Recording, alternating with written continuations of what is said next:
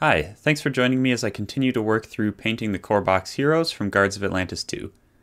Like I plan to do with all of this video series, I'm painting this mini following fairly closely to the artwork from the game, and I'm bringing it to a pretty high painting standard. But I'll also be providing a few convenient stopping points along the way, so hopefully this tutorial will work for you, regardless of your experience level or the amount of time you want to commit to the mini. This video will be a bit on the longer and more in-depth side of things, but I'll happily answer any questions you might have about it. The mold lines really aren't too terrible on this guy.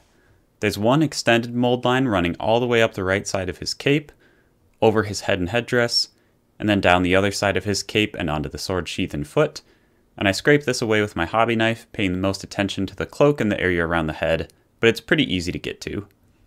Make sure to get the mold line running down the top of the headdress thing as well, and the side with the sheath isn't too bad, and I mostly just ignored it.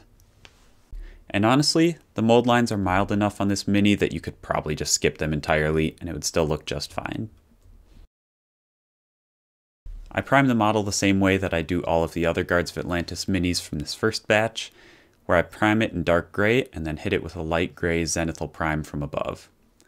This is the only time I'll be using my airbrush in this tutorial, and if you don't have an airbrush, you can definitely substitute this step with a heavy light gray dry brush, or with dark and light gray rattle cans. Otherwise, you can just prime the model a light or medium gray, full stop. I promise that the airbrush isn't necessary, the zenithal just helps to make the shadows look a little bit darker, but by the end of the process, you'll barely even be able to tell. Then I dry brush the mini with pure white. I use a large makeup brush and I make sure that almost all the paint is removed from the brush, and then dry brush pretty heavily all over the model. If you don't take out enough paint, the large surface of the cloak might end up looking a bit streaky or scratchy looking, but that can also be totally fine if you're okay with a more scratchy or weathered looking cloak. Just remember that it's totally okay to mess up on this step, because this dry brushing ultimately has a very subtle effect on the finished product, and the more work we put into the mini, the more work we'll kind of spend covering up those dry brushed highlights. Now I move on to blocking in the initial colors on the model. To attempt to match the armor color, I mix 2 parts plasmatic bolt speed paint with 1 part magic blue speed paint. And I load my brush up with this pretty heavily and apply it thickly to the model, but I'm being careful not to get it on too many other surfaces than the armor. Optionally, to add some more depth to the color, I take some unthinned cloudburst blue and apply that instead to the areas that should be more in shadow, specifically to the underside of the right arm, under the left arm and around the waist, and on most of the leg armor. Speed paints blend together really nicely when applied at the same time like this, and it's an easy way to add depth to the miniature. You'll see me painting over the belt and arm fins, but in retrospect I decided to make these red, and probably should have just left them alone. It's not a hard thing to fix though.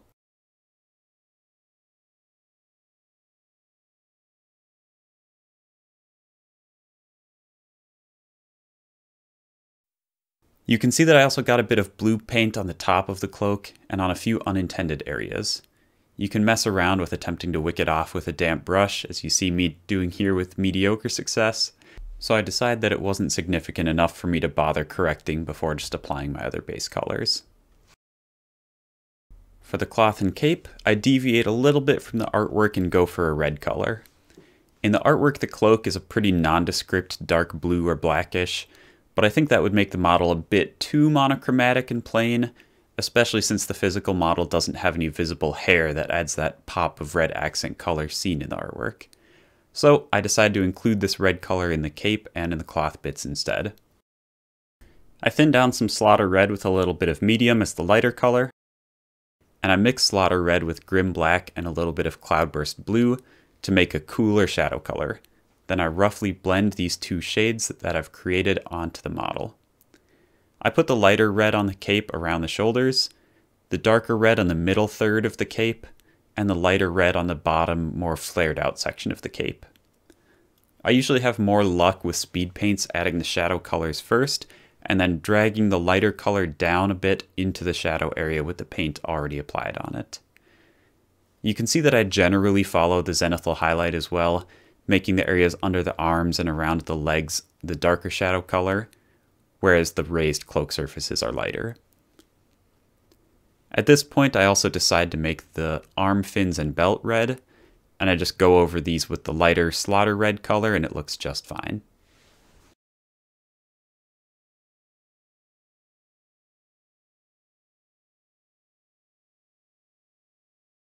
While those speed paints are drying, I put a first thin coat of Vallejo Model Color Khaki on the base, and then while that's drying, I put a thin base coat of Pro Acryl Burnt Sienna on the sword sheaths and handles.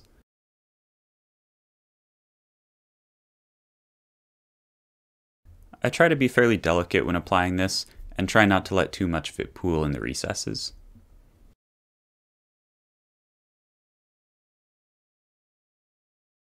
I want the skin to look a bit on the warm and suntan side, so I apply 2 fairly thin coats of dark warm flesh by Pro Acryl. This looks a little bit too yellow in my opinion, but I'll fix that shortly. I'm definitely still experimenting a bit and getting used to the Pro Acryl paint range, especially when it comes to their skin tones, but luckily it's pretty easy to tint pale colors like skin after the fact. If you don't want to do more work on the skin, I suggest just using a contrast paint like Crusader Skin or Guilliman Flesh instead. And here you can see me going back and just adding a second layer of this skin color, just trying to get a nice solid base coat. And then a quick detour just to do another layer of thinned down khaki on the base.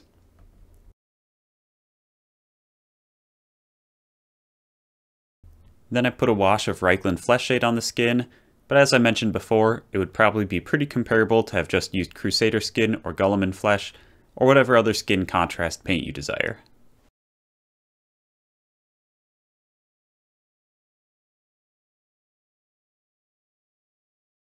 Then I put a heavy layer of Agrex Earth Shade on the base,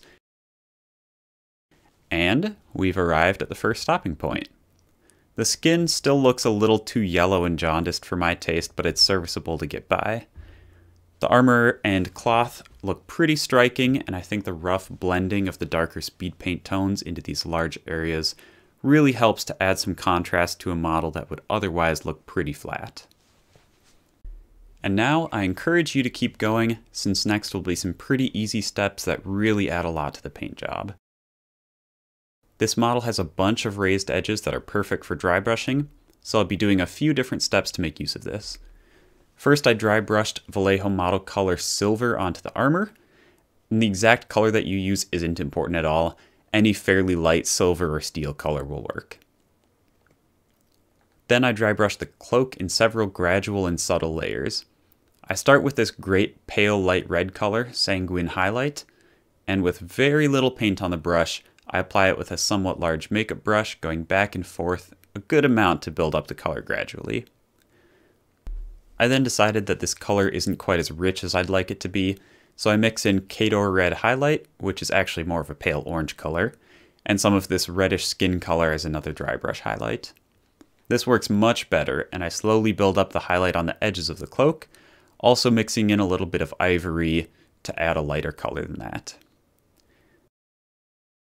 I also apply this dry brushing to the headdress, but I don't bother trying to do the fins or the belt, since it would be way too easy to get red paint all over the light blue armor, where it would be pretty noticeable and hard to correct.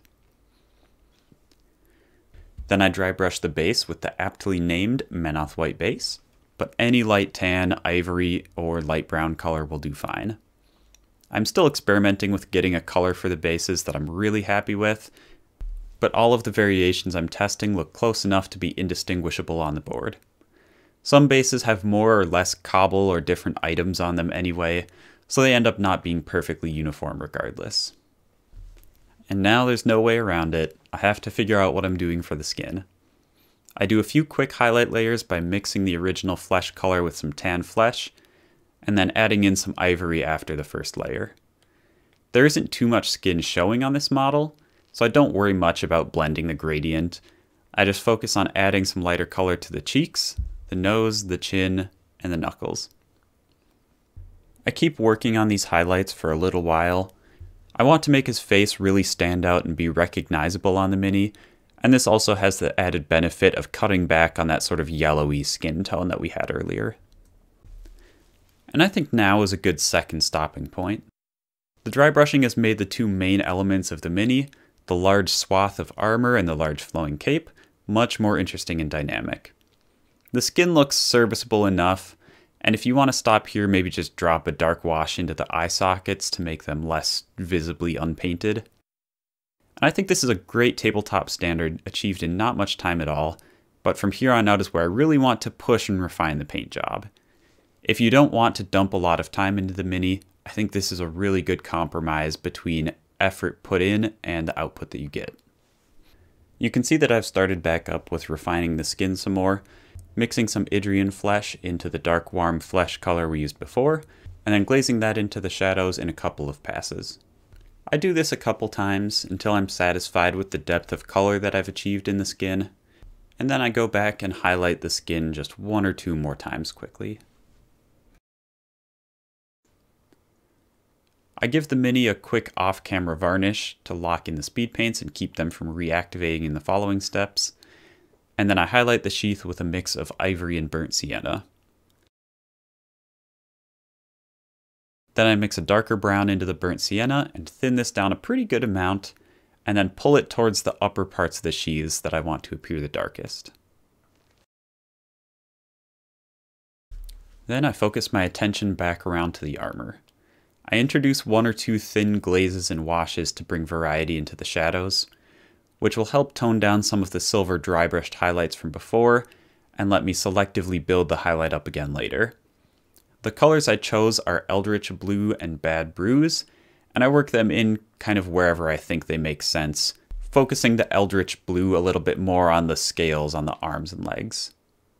Then I use Pro Acryl's Black Wash, which I just got and am still kind of feeling out, to add some contrast and make the armor look a bit more like the artwork, which has some strong black in the shadows. After this dries, I thin some Pro Acryl Coal Black and put that in the areas I think need even more shadowing. I mostly do this around the legs and the armpits, but I also include any areas that I think are a bit too uniformly bright.